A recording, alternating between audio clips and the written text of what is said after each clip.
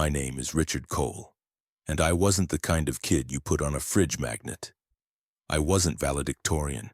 I didn't make varsity. I never got a most likely to succeed under my photo. What I got was silence, or worse, sarcasm. Rick, he's got a good heart, my uncle used to say. Too bad you can't lead with that in real life. My dad didn't believe in softness. He believed in results, and I was never enough of one.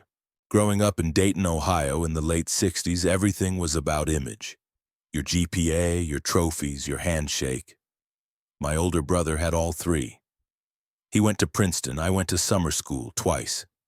I liked fixing things, taking apart radios, sketching old warplanes in the margins of my notebooks. But that didn't get you scholarships. That didn't get you applause at the dinner table. At 17, my math teacher wrote on my report card, "Richard lacks direction. He's smart but unmotivated, no clear future ahead." My dad read it at the kitchen table, didn't say a word, just folded it and slid it across the table like it was a bill I had to pay. Then he looked up and said, "What do you want me to do with a son who's got no spine?" That was my moment. That was the second I stopped trying to prove myself to people who already made up their minds. A few weeks later, I walked into a recruiting office. The Army sergeant behind the desk didn't smile, didn't sugarcoat anything. He just looked me up and down and said, "You sure? It ain't summer camp, kid." I nodded. That same night, when I told my family over dinner, my dad slammed his fork down. "So that's it? You're running away from life to hide behind a uniform?" "No," I said. "I'm running towards something. I just don't know what yet." He laughed. "You'll be back in a year, broke, bruised, and begging for a second chance." My mom looked like she wanted to say something, but she didn't. She just reached for the salt and passed it to my brother. I left home with a duffel bag and $89. No one hugged me, no one waved. But for the first time in my life, I wasn't walking away. I was walking forward. Boot camp didn't care about your GPA. Drill sergeants didn't ask what your father thought of you. They just cared if you could carry your weight, follow orders, and not cry when your boots bled. I bled, but I didn't cry. And when I graduated, I didn't send a picture home, because I knew what they'd say. So what? Anyone can pass basic. But I knew. Deep down, I knew I had started something. The kid they called useless had just learned how to salute. And one day, whether they liked it or not, someone was going to salute him back. My first assignment was in the middle of nowhere. Fort Polk, Louisiana. Hot, humid, unforgiving. The kind of place that chewed up soft men and spit them out barefoot. But I didn't flinch, because I'd already been through worse. Worse isn't heat. Worse is eating dinner at a table where no one sees you. I started out pushing paper in logistics. Not exactly war hero work, but I did it. And I did it well. I tracked every crate, every box, every bullet like lives depended on it, because they did. Other guys mocked it at first. "Cole, you playing mailman again?" Until one day a convoy rolled out with the wrong coordinates, got ambushed. The reason half of them came back? I double-checked the manifest, sent an extra med kit in the wrong crate by accident. That accident saved lives. The CO pulled me aside that night and said, "You think you're invisible, Cole, but we see you, we count on you."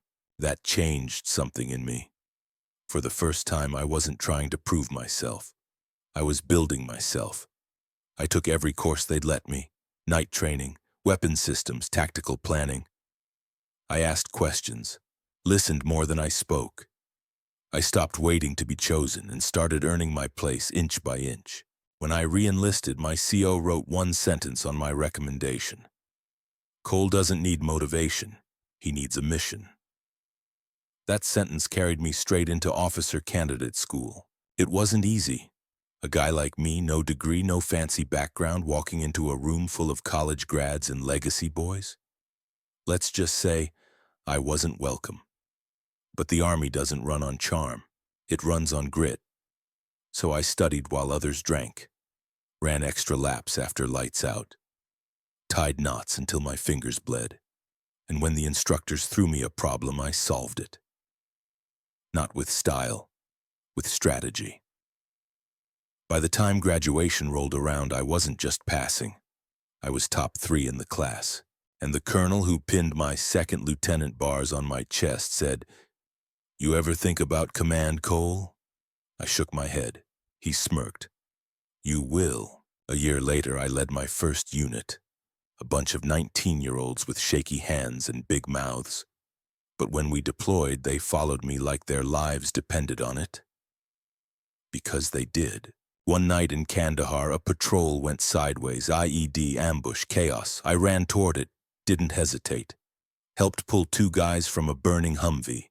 Laid cover fire with a torn shoulder. Bled through my uniform, never told a soul. No medals, no write-ups. But the 2 men I dragged out, they named their sons after me. That's worth more than silver stars.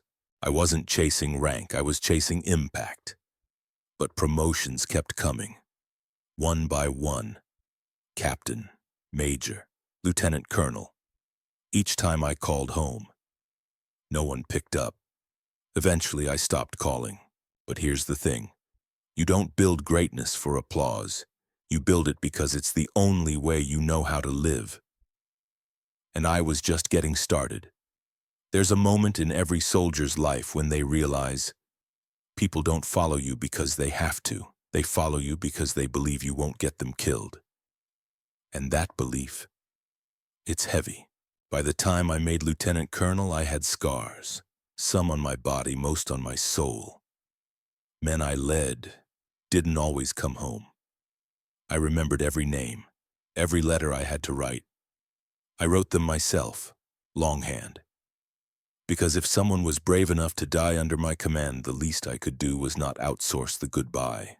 I stopped trying to be impressive. I focused on being useful. Other officers loved briefings, optics, politics. Me? I walked the motor pool, ate with privates, fixed gear, checked maps. Because if something failed, I didn't want it to be because I trusted a spreadsheet over a soldier. One night in Ramadi, I was inspecting supply routes when a young corporal ran up to me. He said, "Sir, I didn't think colonels did this kind of grunt work." I looked him square in the eyes. "If a grunt dies because I didn't double-check a route, that's not on the supply line, that's on me." He didn't answer, but he stood straighter after that. Promotion to full colonel came fast, faster than I expected. And with it, staff roles, operations planning, more desk than dirt. But even then I visited the field, because maps don't show mud. PowerPoints don't smell like diesel and sweat. People started whispering. Cole's different, old school. The kind of guy who shows up when the cameras don't. I didn't care what they called me. As long as they called me when things got bad, then came the night I'll never forget. A friendly unit ambushed due to a major intelligence failure. I was off duty. Could have stayed out of it. Didn't. I coordinated a response in 40 minutes. Moved gear, cleared evac, got back up in by dawn. 7 lives saved, no headlines, no medals, just a quiet thank you from a kid who looked like my nephew. And that was enough. Eventually, the Pentagon came calling. Advisory role, War College guest speaker. They wanted my brain, not just my boots. At first I resisted. I wasn't made for suits and stages, but a 3-star general, one I used to clean rifles for, told me, "The best leaders aren't the loud ones, they're the ones who earn their silence." I accepted. 6 months later, I was promoted again. Brigadier General. I wish I could tell you my family called, that my father finally said, "Son, I was wrong." But they didn't. He never did. He died of a stroke before I got my first star. And part of me thought, maybe it was better that way. Because if he had seen me on TV in full uniform, he would have just muttered, "Took you long enough." But I wasn't chasing his approval anymore. I was carrying a different weight now, the weight of generations behind me. and the weight of every young soldier counting on me not to screw it up. The day I got my 4th star, I didn't tell anyone. No announcement on Facebook, no press release, no suit tailor appointments. Just me, standing in front of a mirror in a dimly lit locker room at Fort Belvoir, pinning on the final insignia by hand. No cheering crowd, no champagne. Just quiet, but that's how I preferred it. Because this wasn't a celebration, it was a moment of reckoning. They say the 4th star changes everything. They're wrong. What changed me wasn't the rank. It was the speech I gave that night. The Pentagon had arranged a private ceremony in D.C.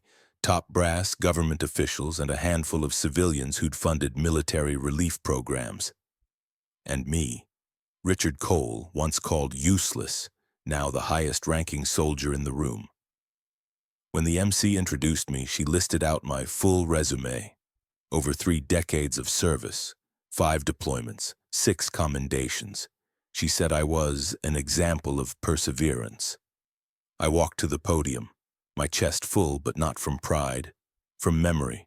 I looked out into that sea of polished medals, crisp uniforms, and billion-dollar smiles, and I thought of a boy sitting at a dinner table in Dayton being told he was nothing. And I said, I wasn't supposed to be here. I was the kid teachers gave up on, the son who disappointed his father, the soldier who started in the mailroom. I didn't rise because I was exceptional. I rose because I refused to disappear. Every star on my shoulder weighs more than metal. It weighs the voices of the men and women who followed me, even when I couldn't guarantee we'd make it home. The room fell so still you could hear dress shoes shift against marble. Then I looked straight at the camera live streaming the event and I said one more thing. If someone ever told you that you'd never amount to anything, show them who you became when they stopped looking.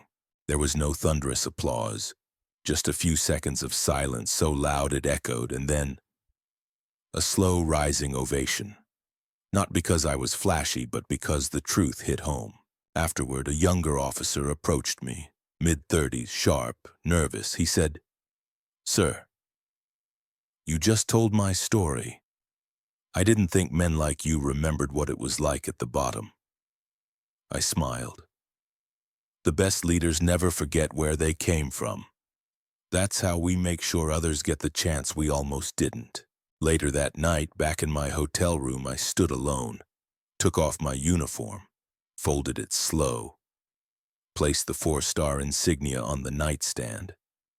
Then I opened the mini fridge, grabbed a can of beer, and toasted to the version of me no one saw coming.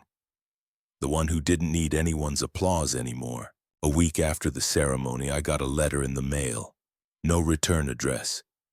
Just a familiar cursive handwriting I hadn't seen since I was a teenager. It was from my mother. Inside, a single page. "Richard, we saw you on the news.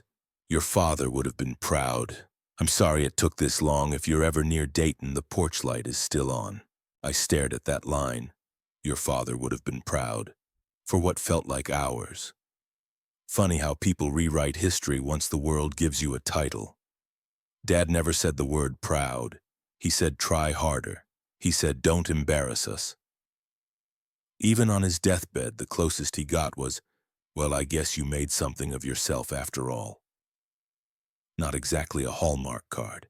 And now, years later, after a 4-star ceremony broadcast nationwide, they remembered I existed. I thought about going back, just once, just to see the house, the porch, the table I used to eat at with my head down. But I didn't.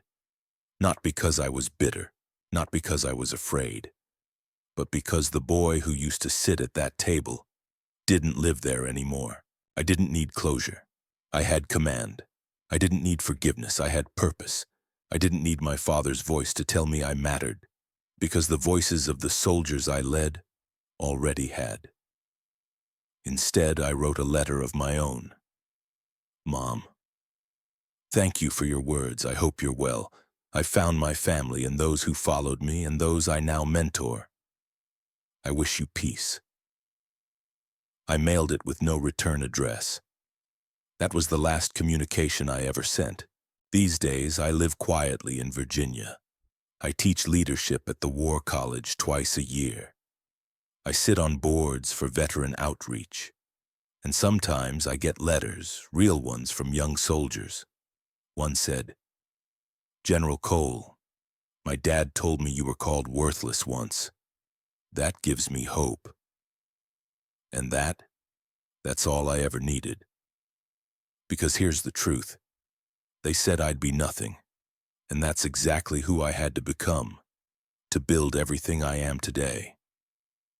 I never went back to Dayton, not out of spite, not because I couldn't, but because I didn't need to.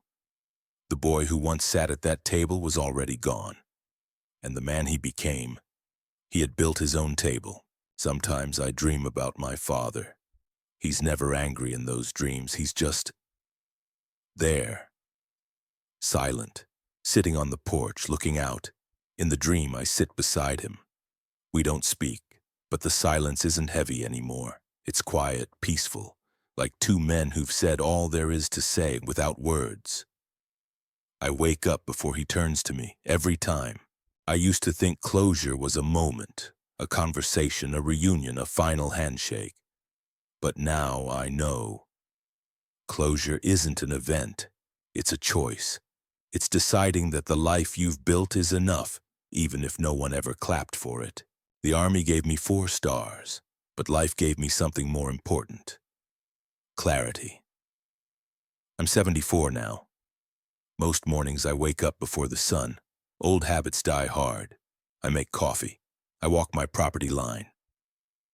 Sometimes I sit and read the letters young soldiers still send me. One of them called me the man I want to be when the war is over. Another wrote, "Sir, my family calls me a disappointment. But then I watched your story. Now I believe I just haven't arrived yet." That one got to me, because I remember exactly what it felt like to wonder if you'd ever arrive, to wonder if you'd ever become something. I don't have children, but I mentor. There's a young captain I work with now, Morales, bright kid, heart too big for his frame. He asked me last week, "Sir, do you ever feel like it was all worth it?" I looked at him, and I said quietly, "Every damn day, because the version of me they said would fail is the one who helped you get here." Legacy doesn't come in applause or inheritance. It comes in the people who carry your example when you're gone. It comes in the men who learn that being called worthless doesn't mean you are. And when I'm gone, I hope no one puts stars on my casket. Just a simple plaque, something that says he showed up, even when no one clapped. They said I'd be nothing, but I learned. You don't need the world to see your worth. You just need to never stop living it. Quietly, relentlessly, completely, endlessly. That momentum carried me to my 2nd star. Major General. At the ceremony, a junior officer came up to me after and said, "Sir, it's hard to believe they once tried to bury your career." I smiled and said, "They didn't bury it. They just gave it deeper roots. You'd think by now my brothers would see the light. Nope." At Christmas dinner, my younger brother, now a venture capitalist in Manhattan, made a joke about how I work for the government's PR department. I looked him dead in the eye and said, "I work for the kids who come home in wheelchairs because of decisions made in rooms like yours." He got real quiet. My mom changed the subject. But deep down, I knew the truth. I didn't need their respect anymore. I had something better. I had purpose. They don't tell you this when you get promoted, but the stars on your shoulder come with a target on your back. By the time I'd earned my 2nd star and was serving as Deputy Commander of U.S. Forces Europe, I was getting used to the political game. Dinners with diplomats, calls with generals in different time zones, everything buttoned up and polished. But the battlefield doesn't care how many stars you've got. And one cold January morning in the mountains of northern Albania, I was reminded exactly why I joined the army in the first place. It started with a distressed call from a NATO field unit doing joint training exercises near the border. A rogue paramilitary faction, backed by black market weapons, had seized a mountain outpost being used by Allied troops. At first, intel was scarce. One report said 3 hostages, another said 15. All we knew for sure was that U.S. and Allied lives were in danger, and our local partners were frozen. Too much red tape, too much fear. DC told me, we'll send in a diplomatic team. Negotiate. But I knew we didn't have that kind of time. I'd seen this pattern before. Delay, body bags. So I made the call. Prep a team. I'm going in with them. You're a major general. You don't kick doors anymore. That's what the chief of staff said. But rank was never a reason for me to sit behind a desk while others bled. I don't kick doors, I told him. I lead people who do. And right now, they need to know I'm not just a PowerPoint warrior. Within hours, I was on a Black Hawk, flying low over jagged cliffs with a dozen Special Forces soldiers, most of them half my age, all of them deadly serious. We touched down just before dawn. The compound was a former Cold War listening post. Concrete, steel, and shadows. Perfect place to hide, harder place to breach. But those SF boys were surgical. I won't give away classified details, but let's just say we went in fast, hard, and without warning. 12 hostages, all alive. Minimal enemy resistance once we hit the interior. Mission complete. Or so we thought. On our exfil, the lead vehicle triggered a hidden claymore. The blast sent shrapnel flying in every direction. I was in the second vehicle. I remember a flash, then silence. My vision went white, like the world had unplugged. When I came to, I was face down in the snow, blood pouring from my temple, my right arm completely numb. They said I was out for 3 minutes. When I woke up, one of the younger soldiers, private first class, no more than 20, was yelling into his headset, "We've got the general, he's alive." They airlifted me to Landstuhl Medical Center in Germany. I had a cracked rib, concussion, and 2 chunks of metal lodged in my arm. The press had a field day. Major General injured in secret rescue mission. Pentagon PR tried to spin it like I'd been on site for oversight. But word got around fast. Delaney had gone in with the team. I received my second Bronze Star after that, along with a lot of uncomfortable attention. But the only thing that mattered to me? Every single soldier made it home. That op made me something I never asked to be. A symbol. Veterans started reaching out. "Sir, you remind us what leadership looks like." A retired Marine colonel sent me a note. "You gave us our pride back. Even the president called, thanked me personally, asked me to attend a policy summit on veterans reintegration programs." I went, but not to shake hands. I went to speak the truth. I told that room full of lawmakers, "Don't you dare use us as campaign props while cutting our benefits. You say you support the troops. Start acting like it." Half the room clapped. The other half shifted in their chairs. A few weeks later, a senior official pulled me aside after a strategy session and said, "You keep making waves like this, and you'll see your 3rd star by year's end." I smiled politely, but inside, I felt a flicker of something I hadn't felt in decades. Hope. Not for myself, but for the people who still believed honor mattered more than politics. I got home for Easter that year. My brothers were there. Mark with his expensive wine, Ryan bragging about his 4th rental property. They made polite comments about the news thing and said I looked tired. Then my younger brother cracked a joke. Still playing Rambo at your age? I looked at him and said calmly, still playing stock market genius with other people's money? It got real quiet after that. But for once, I didn't care. I'd walked through hellfire with men I trusted with my life. Their opinions couldn't touch me anymore.